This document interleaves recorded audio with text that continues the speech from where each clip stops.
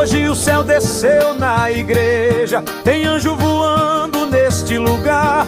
O vento do Espírito sopra, quem sente começa a adorar. Tem crente chorando no banco, tem vaso chorando ali, o fogo queimando no altar, e Deus dizendo: eu estou aqui. Quem veio buscar vai receber. O céu se abriu pra derramar poder. O inferno recua, não pode ficar, porque a glória de Deus é forte neste lugar.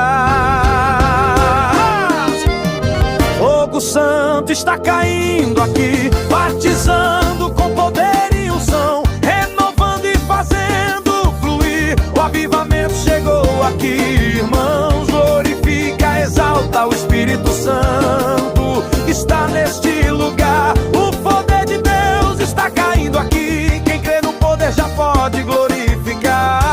Glória, glória, glória, glória, aleluia. O Espírito Santo já começou a operar.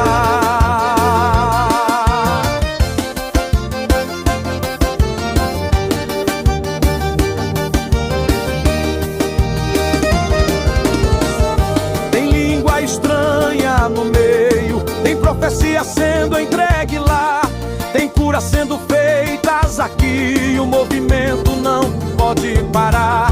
Tem crente prostrado adorando, tem cadeias sendo destruídas. O inimigo vai ter que correr, porque a unção de Deus é forte em nossas vidas. Quem veio buscar vai receber. O céu se abriu pra derramar poder. O inferno recua, não pode ficar, porque a glória de Deus é forte neste lugar. Fogo santo está caindo aqui, batizando com poder